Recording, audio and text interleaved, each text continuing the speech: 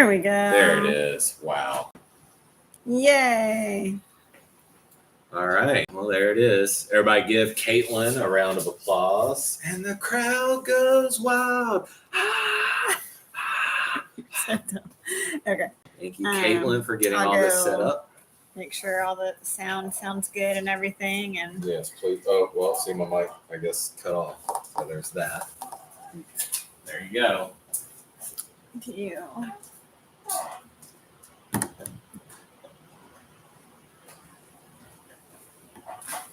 Use the other one. Haha, backup mic. Ha, ha. Or was it this thing that died? Oh, wow.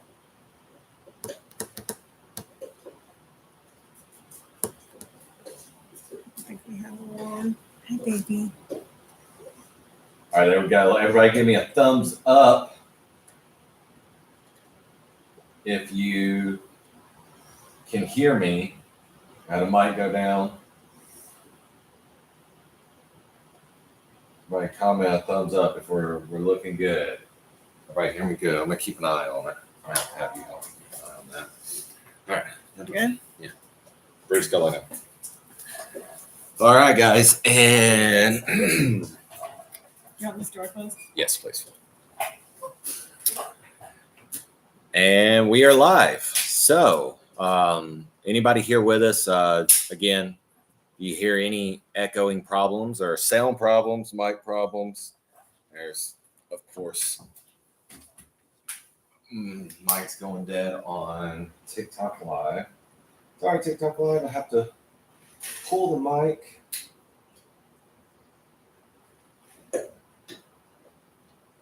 All right.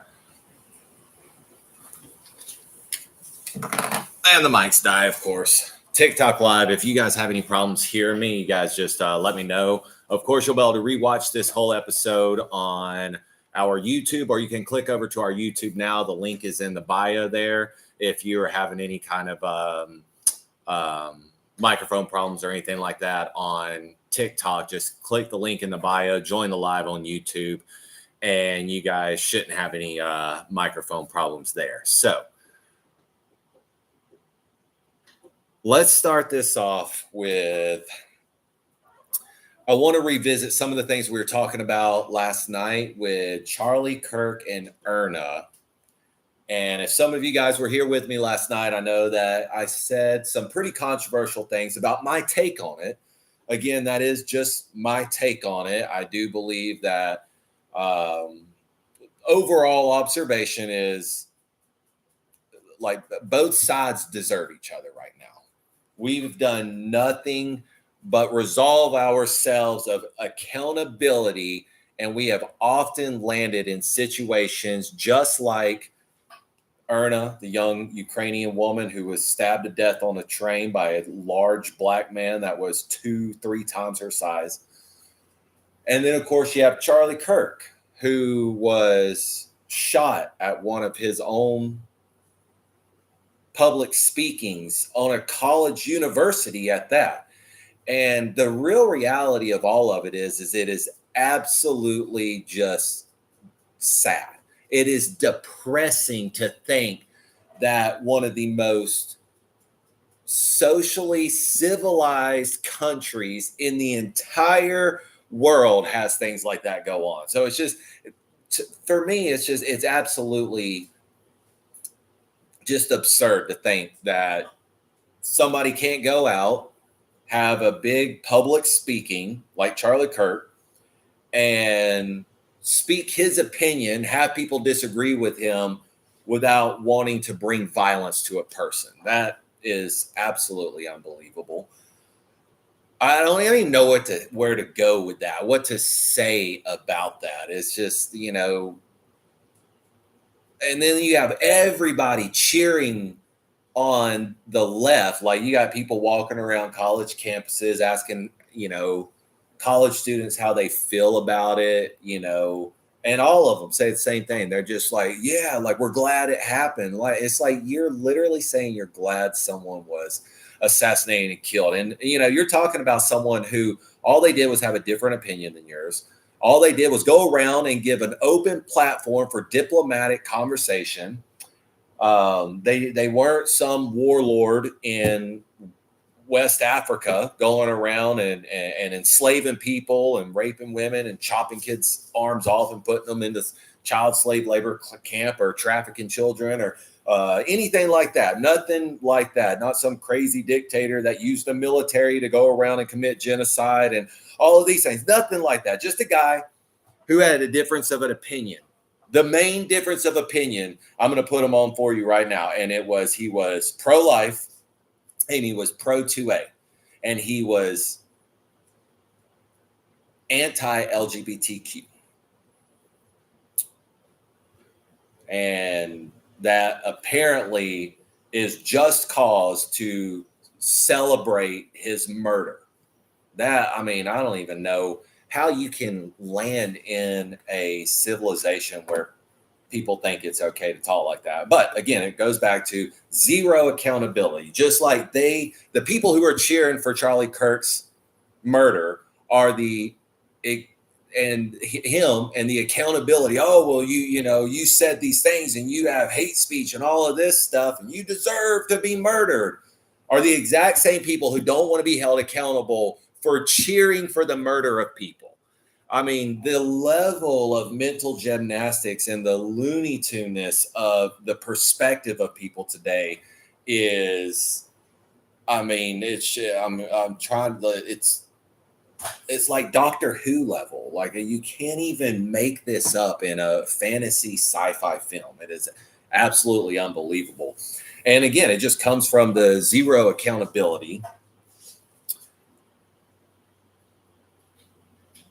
And so anyways, I just want to start off by saying that I know I said some things about the way I see it whenever I was very blunt when I said that it was evil destroying evil. I know it was harsh when I said that, the Erna situation is an exact result of peak feminism. And I just want everybody to understand that just because I say that doesn't mean that I do not think that it's not a tragedy. Like, I do not think that that's how the world's supposed to be. I pray for Erna and her family. I pray for Charlie Kirk and his family. And I pray for our country that we do not, that we grow past this, that we progress past this, not just like the violence and all of that, but literally all of it, the immatureness, the mental gymnastics, the absurdity of saying, oh, good, he was held accountable for his hate speech, but yet I don't want to be held accountable for cheering for murder. It's like, because that's what you're doing. And it's like, I know that a great example is Charlie disagreed with a lot of things. He disagreed with feminism, the toxicity of feminism. He didn't call or cheer for any feminist leaders to be murdered or assassinated. He didn't call for violence on any of them. Same thing, a lot of anti-gun leaders out there, Black Lives Matter and those other ones, he didn't call for violence to come against them. And I think sometimes people misunderstand calling for justice and calling for violence, two majorly different things.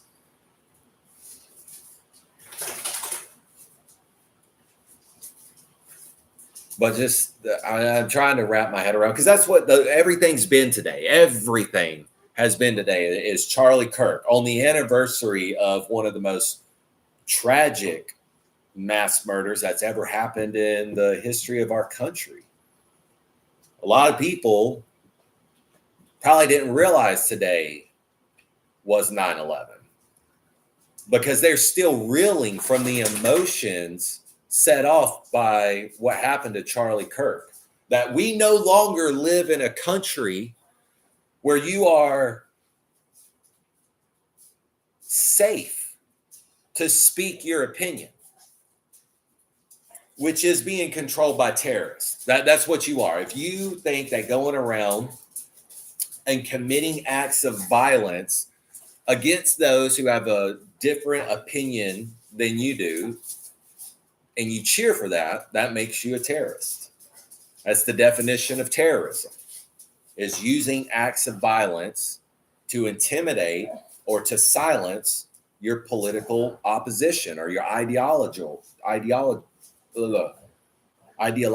opposition. And cheering for the violence or the oppression of your ideological enemy is a really good way of saying, I don't know what I'm talking about, or I'm wrong. Because all that says is that you cannot prove your point in a diplomatic conversation. I'm trying to think, there was a famous saying, and it said,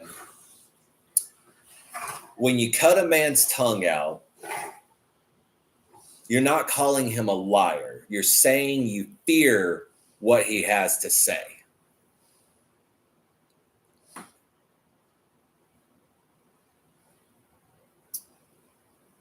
And I think that a lot of people will agree that that's what happened to Charlie Kirk. That's how a lot of people feel. That's what was put into the world. That's what the right is supposed to believe. The left is supposed to believe that, hey, we're winning. We're going to fight. We're not going to take this. The right is supposed to believe that the left is massing violence against the right and that it's turned into chaos and there is no controlling it. And you better be scared to be on the right. And unfortunately, a lot of it is a lot of political theater. The emotional responses from both sides have already been war gamed, and that's exactly what they want. They want an emotional response to Charlie and Erna, and they want the left to be cheering for it. They're riling up violence and tension on both sides for their benefit. So I'm going to stop there, and before I just get all into the what I think, what goes on, all of that different stuff, I am nice. Audio is good. Thank you. Into what I think, what I believe, all of those different things. And what I'm going to do is I'm going to stop it right there, and I'm going to get back to what this episode was supposed to be about. Was Charlie Kirk assassinated? And when I say was he assassinated, I don't mean was he just murdered by some lone wolf lunatic liberal who didn't like what he had to say. Was he assassinated by a larger, more powerful force? A government, intelligence agency, a big time celebrity or billionaire or whatever for political gain. And what is the science behind a 200-yard shot? So it's great to get into both at the same time. So was Charlie assassinated? Well, or was he just murdered by some lone wolf liberal psychopath? Well, I can tell you this much. As it stands right now, apparently that it is believed the shot was taken from about 200 yards away. I happen to be a very veteran marksman. I have been a marksman for most of my life. I have done marksman competitions. I have an extreme hobby into it. I've always enjoyed building marksman rifles. And I will say right now that there is not a less than 1% of the population of the world could probably hit inside, let's say a 12-inch, that's a 1 foot, a 12-inch box at 200 yards. Less than 1% of the population. There is no way some liberal college age lunatic just got a rifle, put a scope on it, sighted it in, then went to the range and dialed it in. It's two different things. And then took a very what we would consider like a high adrenaline or a high stakes shot. A high stakes shot is when it's not comfortable, right? If you're sitting at a gun range and it's a nice mild temperature, it's not extremely hot, it's not extremely freezing cold. The weather is nice, it's not raining or hailing or high wind or whatever. You're under ideal conditions in a comfortable seat with a bench table, shooting at a target with very good light. Hey, stop.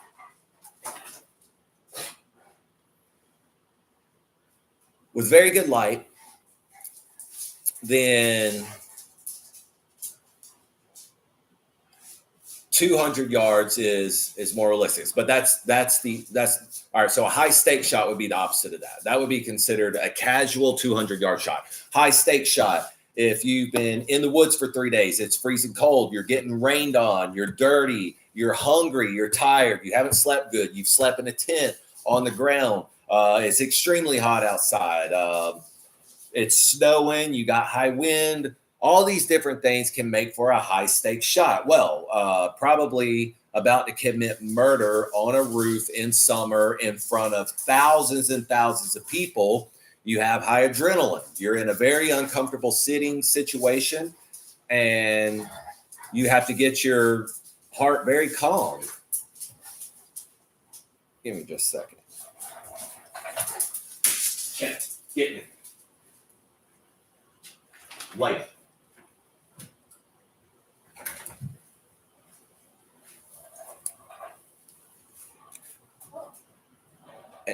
And it's going to be a lot harder to hit a 200-yard shot under circumstances like that. And even in the best of circumstances at the gun range, whatever, that would be considered, a casual shot. Most people couldn't make less than 1% of the world population could probably hit a 12 to 16-inch circle at 200 yards. And that's if they were handed a rifle that all the other work was done for them. Taking the shot is a hard part. The hardest part is before you ever take the shot. Most people just think a rifle shoots straight. It doesn't. Most people there's some people like, oh, well, I once shot a deer with my uncle. I never shoot.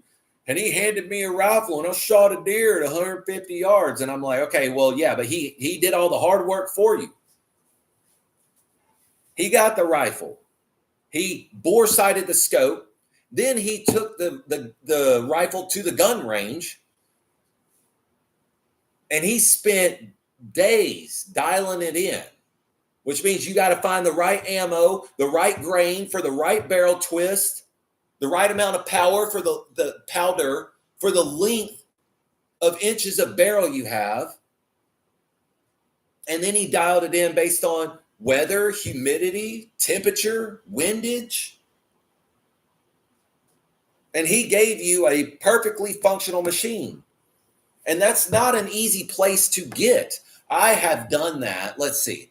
The amount of people that I've shot with most of my life that I went to the gun range with, that are big gun fanatics, love guns, go hunting, all this different stuff, that we go to the gun range together and they ask me to sight in their rifle. I feel like there's maybe been, it's got to be 9 out of 10. 9 out of 10 friends and people that not just I'm not talking about people who don't shoot. I'm talking about gun advocates who shoot all the time and hunt, who have grown up around guns. And I go to the range with them. Say they got a new rifle, a new scope, whatever. And we go to the range, we go shoot together. They ask me to sight in their rifle and to show them how to do it. Sighting in for specific ammo, the specific weight of ammo, the grain of ammo, the amount of powder that's in ammo, the length of inches of barrel you have, the barrel twist you have, the list goes on and on and on for the different amount of factors that you have to account for when you are sighting in a rifle, especially when you're sighting in a rifle for something beyond 100 yards. If you've ever went to a range and shot at 100 yards, let's say you shot under inch groups. That means every bullet you fired, let's say you shot 3 shots, and every one of them were inside of a 1-inch circle, and you thought you were a good shot. You are not a good shot. And I promise you that if you took that out to 200 yards, your ability to keep that inside a 12-inch circle would be maybe 50%. And I guarantee you it wouldn't be the first shot you took. And that's if you know how to get to that point alone. Most people don't even know how to get to that point alone. Putting ammo, rifle, and scope together and just bore sighting it, and then going to the range and sighting it in on a range at long distance, like 200 plus, that's the equivalent of a hobby that, let's say, people who ride motorcycles. Most people who ride motorcycles, they might be able to change, let's say, the seat or the lights or like maybe a fender or something. Taking a rifle and bore sighting it, matching ammo with the barrel twist, the grain, all of that stuff, and sighting it at 200 yards would be the equivalent of someone who rides a motorcycle that knows how to pull their carburetor off their motorcycle and rebuild it, that gives them more horsepower, better throttle response, and better fuel efficiency. 99% of people who ride motorcycles do not know how to do that. That's the complexity level of making a 200-yard shot with a rifle. If you have ever shot that far and you shot decent with a rifle, I guarantee you someone did all of the legwork before you got to that point. They gave you a rifle that had already been sighted in for the ammunition you were using and went through all of that science before you got there and you were laying there on the bench with a rifle. And then that was a casual shot.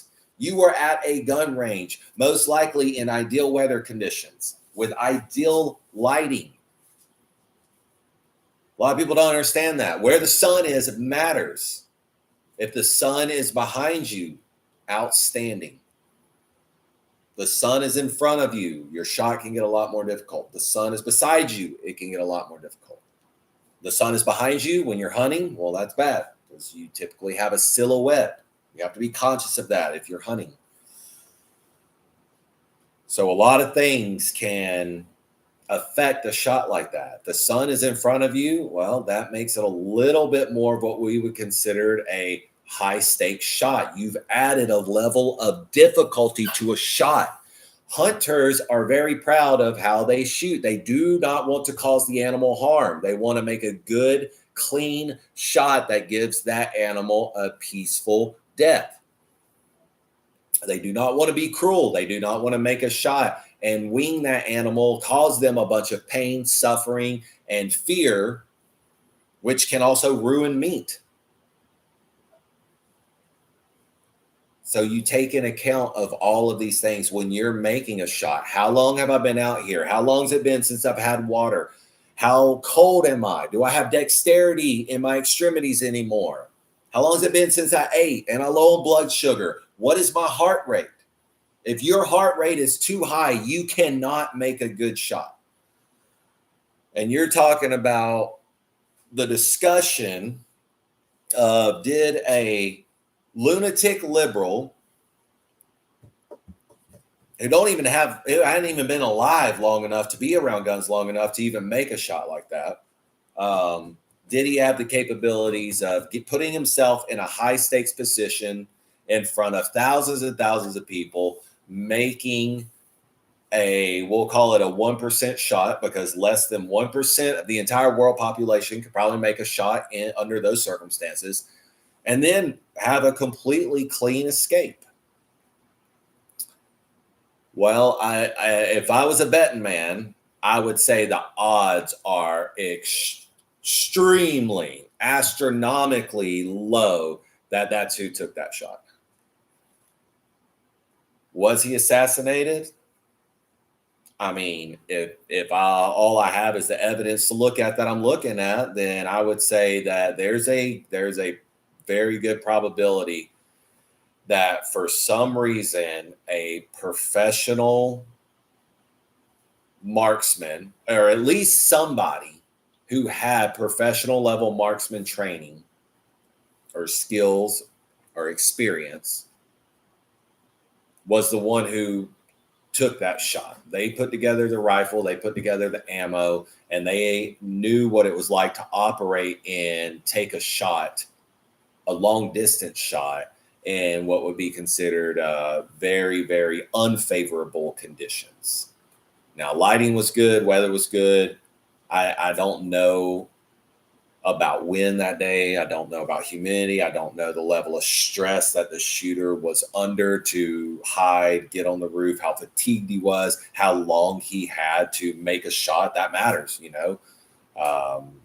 If you're making a long distance shot and you have a split second to make the shot because, you know, maybe the deer walks out onto a clear pathway and then walks, you know, he's walking this way, he's going to walk right behind a tree or something like that. So you have a split second to make a shot. I mean, that makes it a lot harder. You got a deer in a field that's standing there all day. It's real easy to just sit there ranging, watching, wait for him to turn the right way, wait for him to do something that you know he's going to be there for a moment that gives you time to have really good shot placement. You know, all of those things are a big factor. So I don't know about all those things, but what I can say is that there were several layers of difficulty to that shot that I, as a marksman, that I, as a hunter, look at and say that, man, somebody very skilled had to have taken that shot. And I don't think that just some liberal lunatic had the capabilities to even put the rifle together to make a shot like that, let alone to have the skill sets to make a shot like that.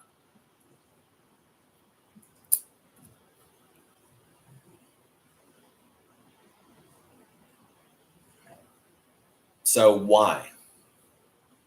Who would benefit the most from assassinating someone like Charlie Kirk? Why would a powerful organization or government or intelligence agency or whoever, why would they want to assassinate someone like Charlie Kirk? When I ask the question why, I just ask, well, who has the benefit from it the most? Because right now, emotional, right-wing, MAGA, everybody, or even just moderate, left and right, are just appalled. They're just appalled. And all they can think about is the only people that benefit this is the left. The left is crazy. They're lunatics. They want to silence everybody with violence. And I'm not saying there's not some degree of truth to that for some of them. I do not believe that that represents the majority of the left. What a sad world we would live in if that represented the majority of the left.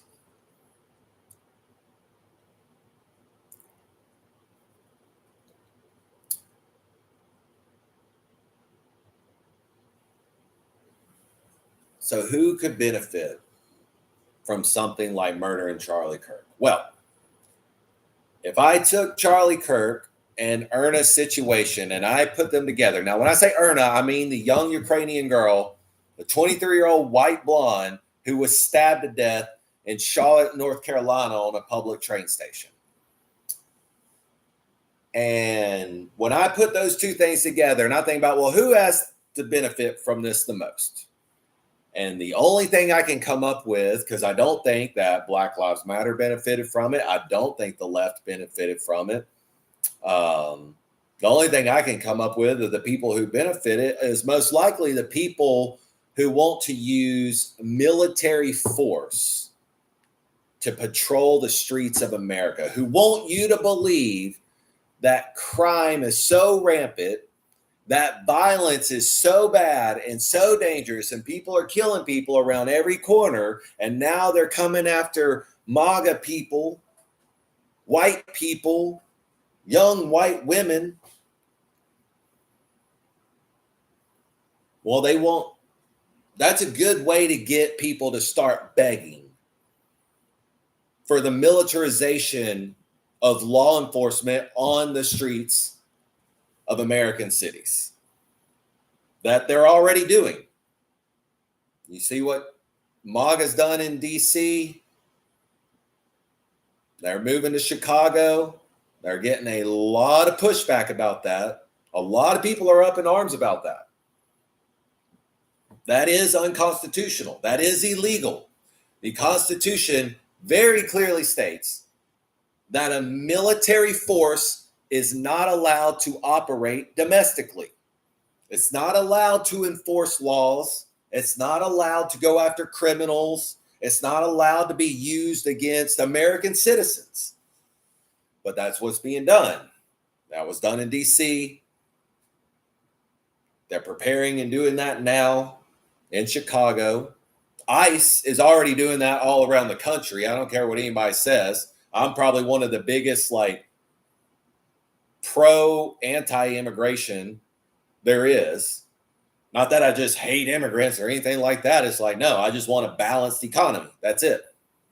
I want there to be a process to come to this country, just like a process is to go to any other country. That no, you're not allowed to come here and basically ransack the balance of an economy, the balance of a workforce, the balance of a dollar. I want there to be checks and balances. I don't want to live in anarchy. An open border is anarchy.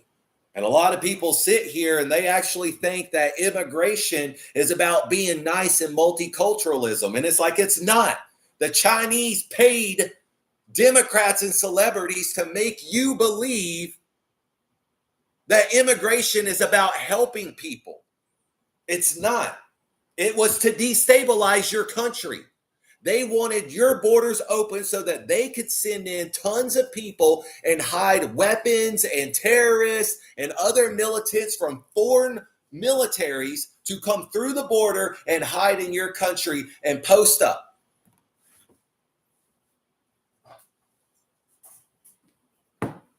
They wanted to run drugs, human trafficking, weapons, and everything else across your borders and back and forth. You look at the year of, let's say, 2024, all right, 2023, and how many people paid cartels to come across the Mexican-American border. At the average price that a coyote charges that works for the cartel to bring families safely across the Mexican-American border, they totaled the annual, I want to say that it had to have been close to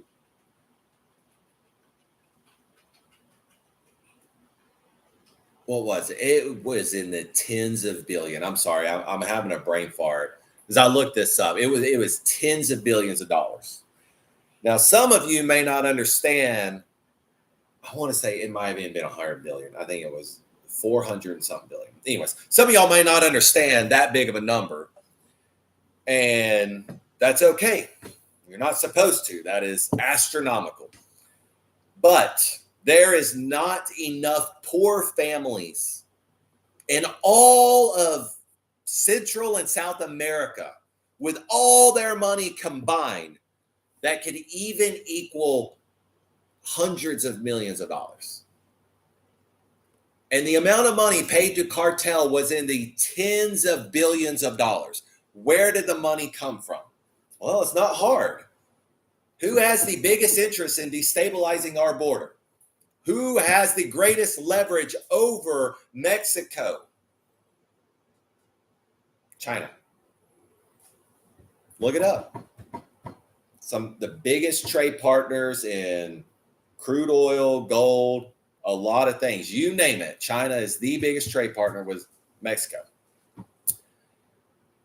And a lot of money was given to Mexico, to drug cartels, and to extreme leftists, celebrities, and voices and everything else to destabilize the Mexican-American border because they wanted to run human trafficking, drugs, and weapons, and militants. And I'm not talking about militants like Mexican militant or drug cartel militant. That's not what I'm talking about. I mean actual intelligence agencies from China, Iran, Russia, you name it. Anybody out there that is an enemy of America, even some of our allies like Israel, were running militants and intelligence operatives across our border. That's why they wanted the border wide open. A Trojan horse, if you will. That's why I'm anti-immigration. That's why I'm anti-open borders. If it was up to me, the borders would be completely shut down until our government could figure out human trafficking. There is no amount of law and order you can put in place. In my heart, I'm not saying in reality or in practicality, in my heart, there is no amount of law and order you can put in place until human trafficking is stopped. Child sex trafficking is stopped. And I will die on that hill. That is one of the main reasons that I am anti-open border. It is one of the main reasons I'm willing to go further than what my own moral compass is to stop immigration, mass immigration. And it's because of the exploitation of children that come across back and forth to the border. That's anyways, I know I kind of digress and I go off on this whole thing. It's because I get so there's so much to it that a lot of people just don't understand. It's like, yes, like everybody wants everybody in the entire world to come up and have a better life. Nobody just hates immigrants and poor immigrants that are struggling in their own countries and don't have a way of life and could make a better life if they were to come here or some other, developed first world country, whatever it is. Nobody wants to stop that person from doing that. What we want to stop is the destabilization of our own country. We don't want our own country to become that. We don't want what they are trying to escape be what happens here. So then there has to be checks and balances to come in a country. That's why most countries, every country, has checks and balances. You can't just go off into another country and walk freely into another country. That's just not how it works. Look it up.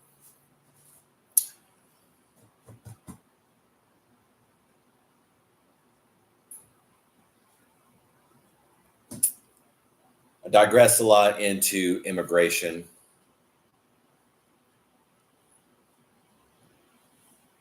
I'm going to try to get back to understanding why somebody may have wanted to assassinate, why powerful people may have wanted to assassinate Charlie Kirk. And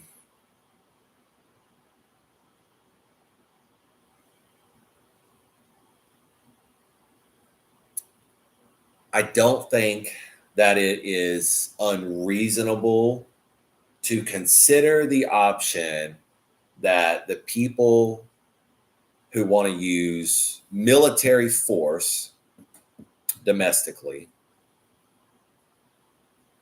and want people cheering for that, right? Because they're already doing it, but they're getting a lot of backlash for doing it. And they want you to start cheering for it. So they say, well, these people want it. I know a lot of you don't want it, but these people want it. So, and there it goes. That's all the politics for you right there. All they need is half of you cheering for it. The left makes you believe half the people are cheering for it, and they're never not. There's never the majority of left you go talk to that are pro all of these crazy, insane things that leftist celebrities and politicians do. But they make you believe half want it. And that's how they get away with it. Same thing with the militarization. It is very unpopular right now. Well, is after Irna, after Charlie Kirk, I'm willing to bet that it's about to get a lot more popular.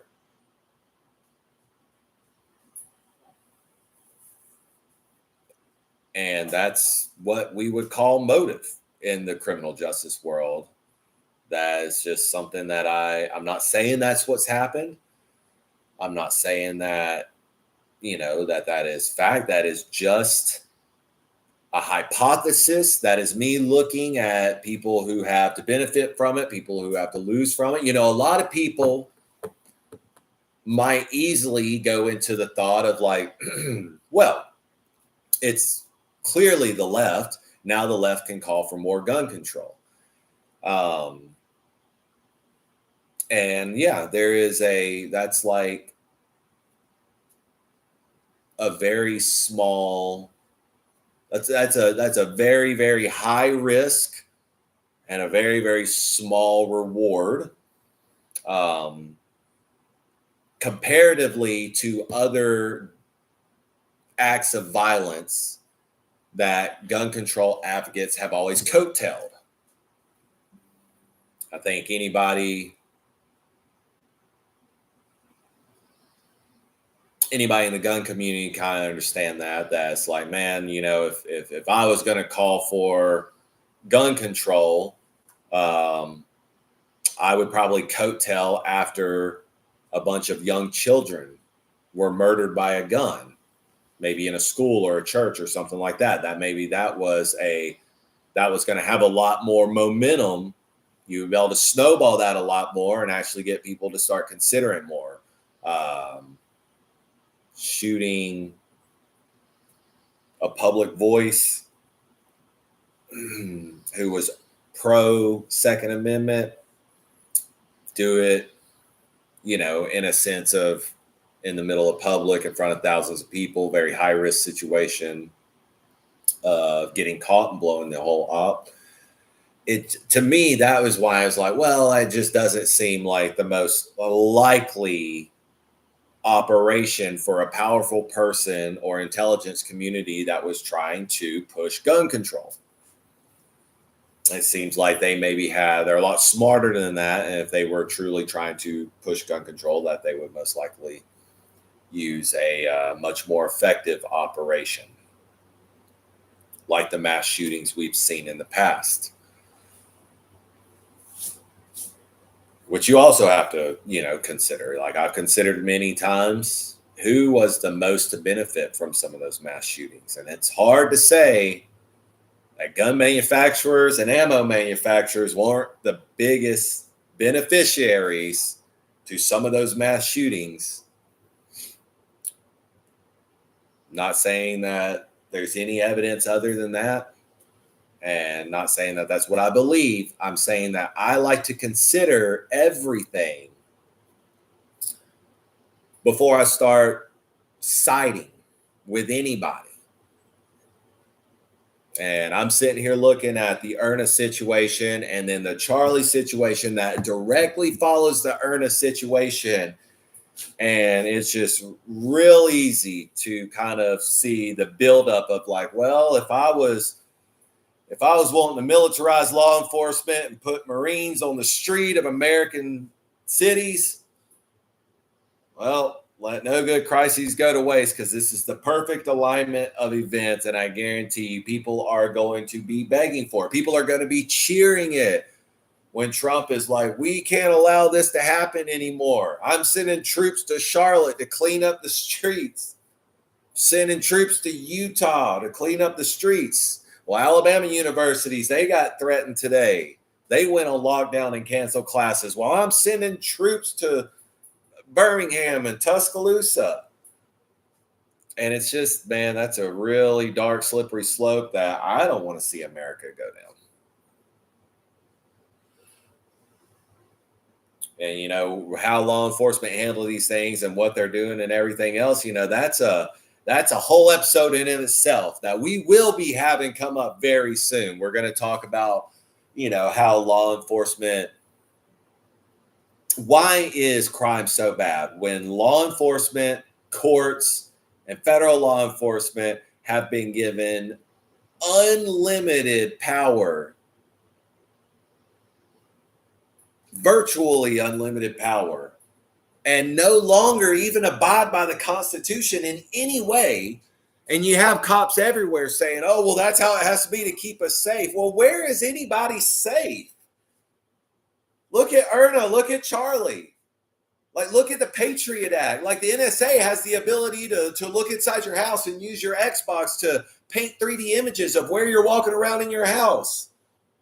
And you couldn't even figure out who shot a prominent public figure.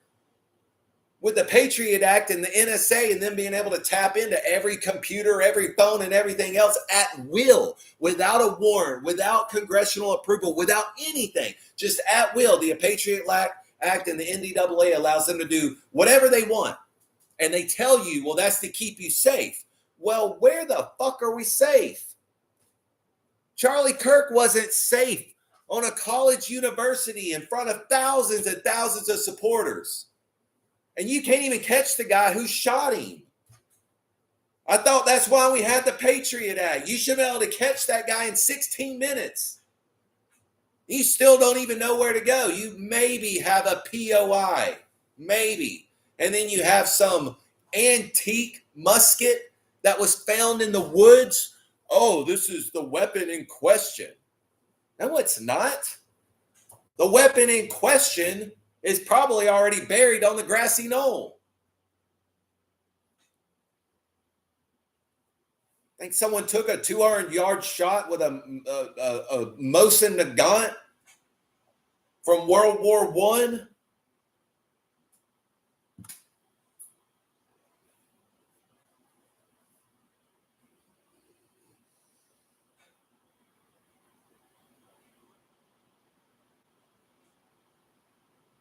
There's all these measures and there's all these beliefs. Cops always tell you, well, we need DUI, the Fourth Amendment doesn't exist because we need to have roadblocks and DUI to keep us safe from drunk drivers and drug runners and human trafficking. Well, I mean, where did it work? What city doesn't have rampant drugs, rampant human trafficking, rampant DUIs?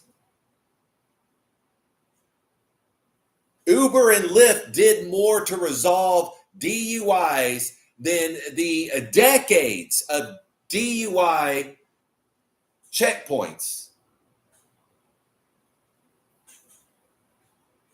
All of that constitutionalist DUI checkpoints where Fourth Amendment apparently no longer exists.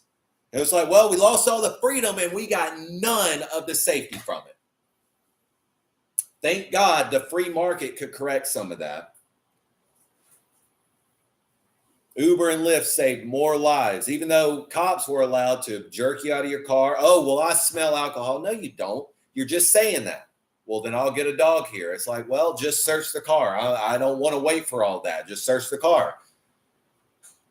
Cops are allowed almost unlimited power when they pull you over on the side of the road. Nobody's safer. Where have we been safer? As a matter of fact, it just keeps getting worse. How many street takeovers have been going on?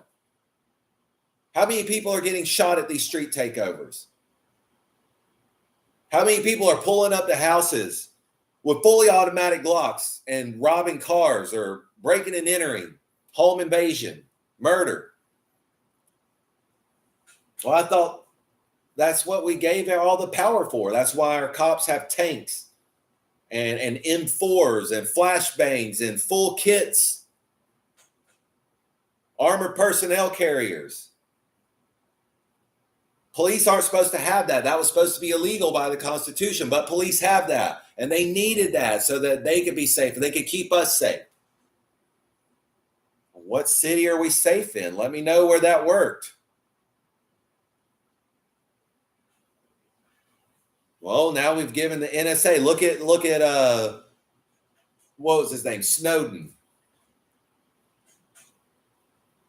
And all the revelations about the NSA and what they were doing. And then you had the NDAA and everything that tied into that was supposed to prevent these very things, these very terrorism things, when terrorists decide to show up and shoot public, prominent political figures.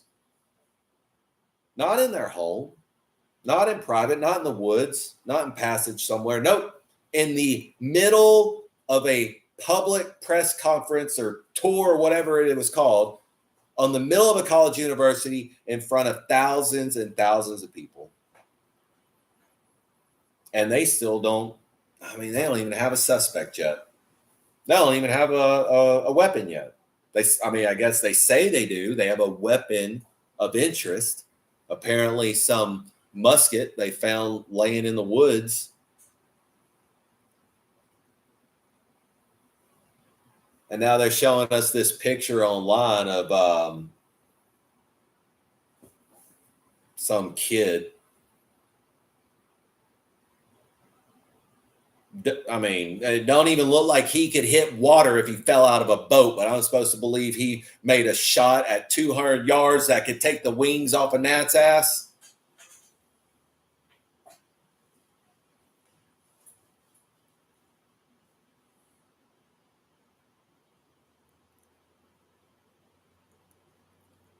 Well, I'm going to switch gears here. I've been talking about the Charlie Kirk thing mostly. I think we kind of got an understanding. Was he assassinated? I think the odds are saying that it was not some lone wolf lunatic liberal.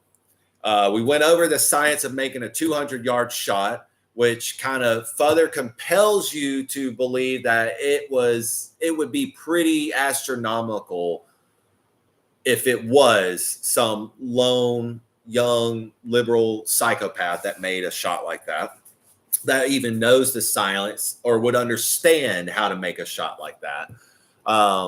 So I'm going to switch gears and I'm going to move on into 9/11 because this is supposed to be a conspiracy episode. We are talking the conspiracy of, was Charlie Kirk assassinated? Was Erna? Was that a random event? Or was it manufactured?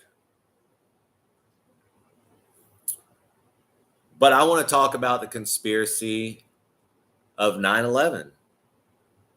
It is the date, a very tragic date once again. And there is a lot of what most people would call coincidences that happened around 9/11. I don't believe in coincidences. And I think not looking at this new information that we have 25 years later, 24 years later, is almost as stupid as the flight instructors at that flight school that the terrorists walked into a few months before they flew planes into the Twin Towers and said, "We don't need to know how to land."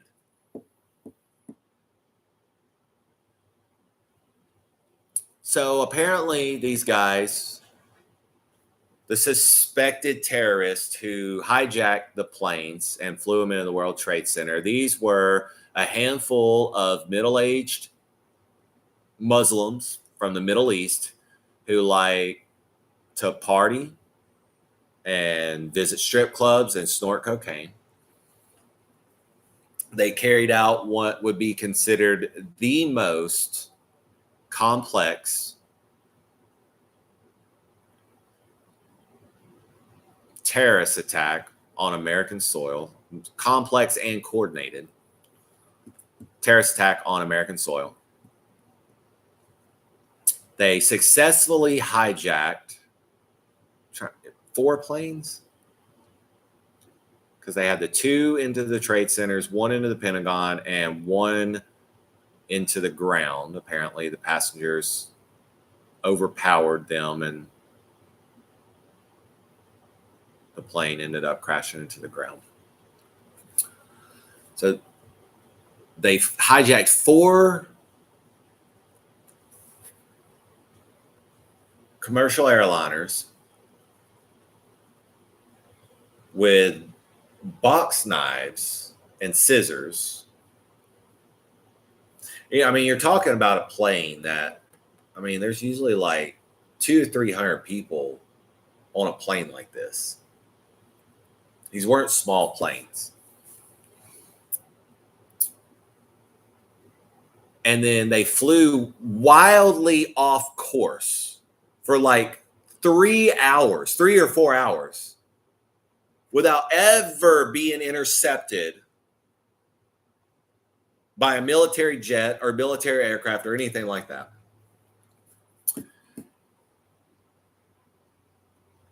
one of those planes hit what is considered the most protected building in the entire world, the Pentagon. And the other two hit two high rises in downtown New York, World Trade Centers.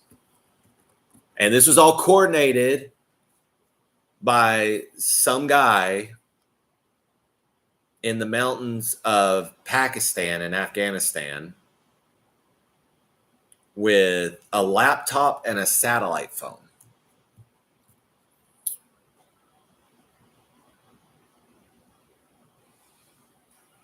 And the gentleman who owned the Twin Towers, who was in that office every single day, decided not to come to work that day.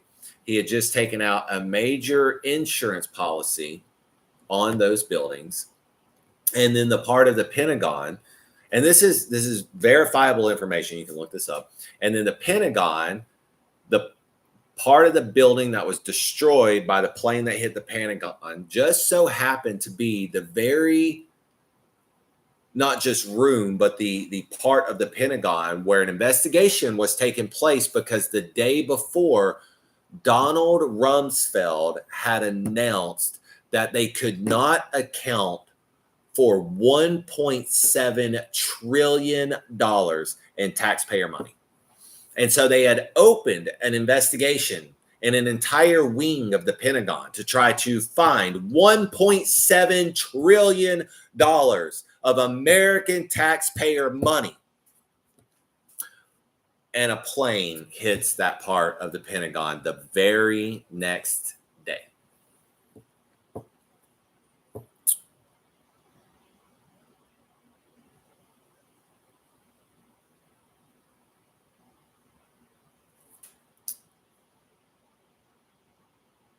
Let's go to some of the science of the buildings. Okay, so has a building ever collapsed in the entire history of the world from a plane running into it? Because it has not been the first time. There has been multiple accounts of planes striking high-rise buildings. Never in the history of high-rise buildings has a building ever collapsed because a commercial airliner ran into it. Has a high-rise building ever in the history of high-rise buildings ever collapsed due to a fire? The answer is no.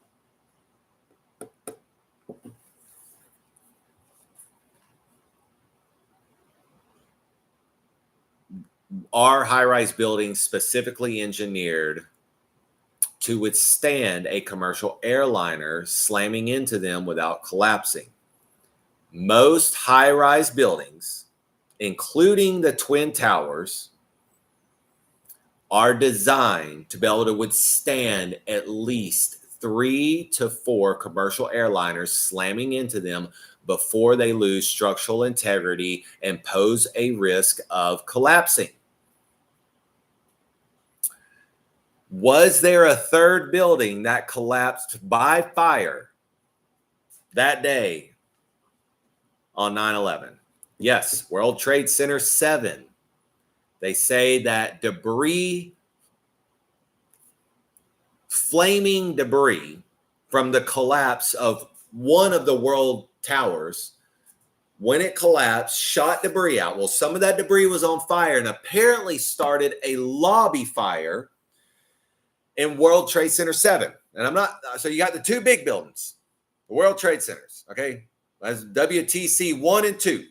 Well, you have WTC 7. I don't remember how many blocks away it was. I want to say it's like 2 blocks away. Apparently, debris from WTC 1 or 2, whichever one collapsed first, debris that was still lit on fire blew into the lobby of WTC 7, caught the lobby on fire, and then the fire spread throughout most of the building. And apparently, that was enough to collapse the building. The fires, once again, apparently weakened, burnt concrete and steel, and the building collapsed on itself, making it the third building in the history of the world high-rise building to ever collapse from a fire. The first two buildings, WTC 1 and 2. It's the only time in history to date today, the only three buildings in the history of high-rise buildings that's ever collapsed due to fire.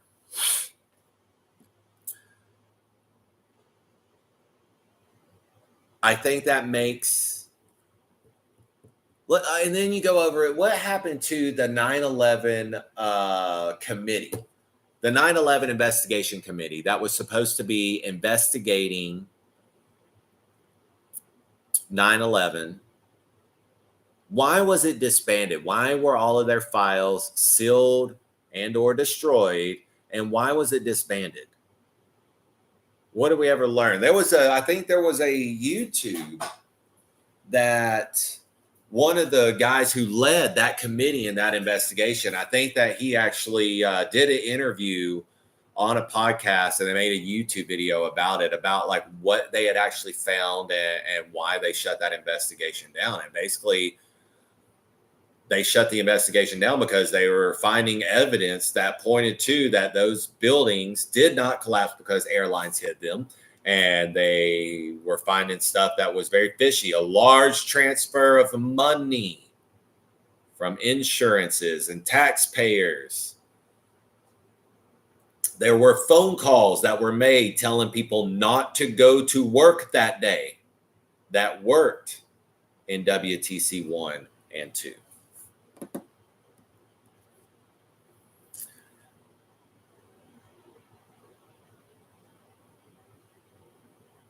Now, I just take all of this information and I like to digest it. I like to understand all of the evidence, all of the theories, not like the wild conspiracy theories or anything like that, but just the evidence of like, hey, a great example of that is there is no evidence that says like some lone wolf lunatic liberal college kid didn't assassinate Charlie Kirk, but there is hypothesis, or what we would consider circumstantial evidence of like, hey, making a shot like that is very rare. It's very hard. Most people can't do it. Less than 1% of people can probably do that. That's what we would call more circumstantial evidence. And I like to think about that whenever I start to put together a theory or a hypothesis, just like I like to put together, like it's circumstantial evidence that where Donald Rumsfeld announced that they had lost $1.7 trillion in taxpayer money, the entire investigation committee and where the investigation was taking place in the Pentagon happens to get hit by a plane that destroys all the evidence and everything. That's interesting.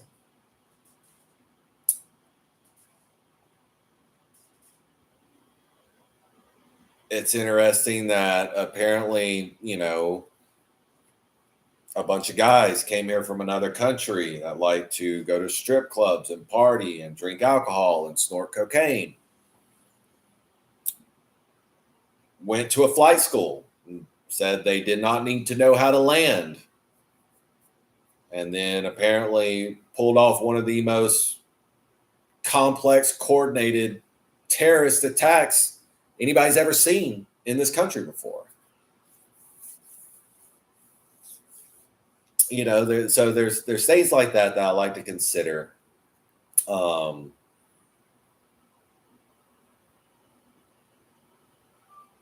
Before I become extremely set in a opinion or a side. I'm not going to side with one or the other until I, can really understand, unless one is being extremely unreasonable or whatever. I know people get passionate and different things like that. And I get passionate, I get emotional and stuff like that, but also always try to remain reasonable, polite, respectful. So generally I like to hear everybody. I like to hear all sides, but I can definitely tell you what I'm thinking. And I again, I do think that Erna and the situation with the giant black guy who stabbed her to death on a train, I do believe that that is a manufactured event. I think that it is the peak result of multiculturalism, Black Lives Matter, and feminism clashing together. And this is exactly the people who started those movements. That's exactly the result they want. That's exactly how they are cheering for that result. And I do think that the Charlie Kirk situation was manufactured. I do believe that he was assassinated um, by a professional, and that it most likely has something to do that somebody gained in a very big way, whether it was power, money, or political motive. Somebody gained in a very big way. And I do not believe that gun control was a gain here. I don't. If I see some gun control debates or whatever that come from it that have very strong points, then I might change my perspective a little. Just like if I see something else come from this whole train situation with Erna, I might change my perspective a little. But I do think that we have to consider those theories. I think that we have to consider those possibilities, and we do have to consider all evidence and everything is pointing towards, and who is to benefit from it the most. So I would love to go deeper and deeper down that rabbit hole with you guys, and we may do that here in the future. We'll see what new information comes out. I do believe that this is a time where the most important thing you can do is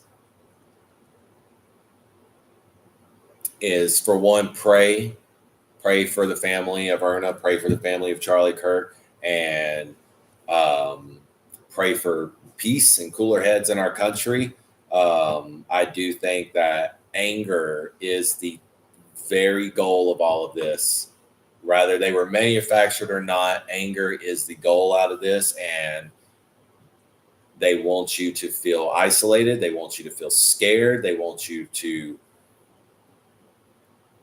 be angry, because then that comes the manipulation, that comes the control, that comes their solution. Oh, you're angry, you're scared. Public transport is dangerous. You're living in terror with these terrorists. Well, we can help, right? Because then comes like, well, we'll do this because of this. And I think we need to be real careful about cheering for the next responsibility that we give to government. I have not seen our federal government take any responsibility that we, the people, have gave them and do not even a good job with it, but even just do a productive job with it. Like even just barely hit in the black. It's like everything they have taken, everything we have given them, and everything they have done has always landed us in the negative. And that means that there's been more negative effects from what they've done than positive.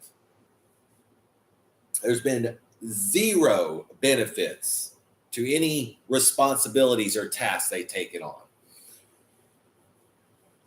So, and I will say this, that Charlie Kirk is a great example that if you are out there and you are a MAGA person, or you are just like a pro 2A guy, or you're just a pro-life guy, or you're anti-LGBTQ, or whatever it is, just know there are people that want to kill you for it.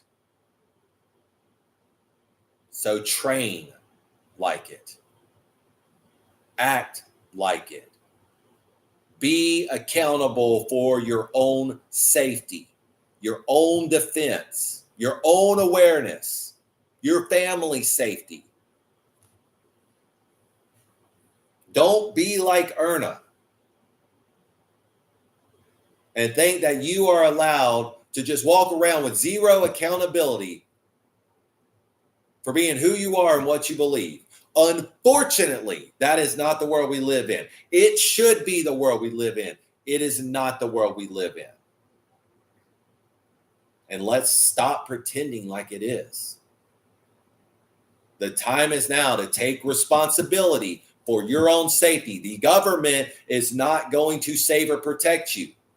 The NDAA and the Patriot Act and NSA is not going to save or protect you. The Department of Homeland Security is not going to save and protect you. They couldn't even save Charlie Kirk.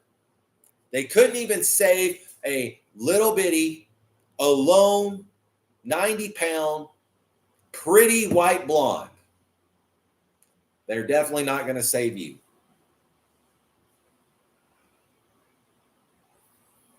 All right, guys. Well, that's all there is for tonight. I will be back on tomorrow night. If there is anything you guys want us to put in a future podcast or anything like that, be sure to let us know. I just want to thank you guys for joining me here tonight. And man, I really look forward to digging in this deeper with all of you guys. So thanks for being here.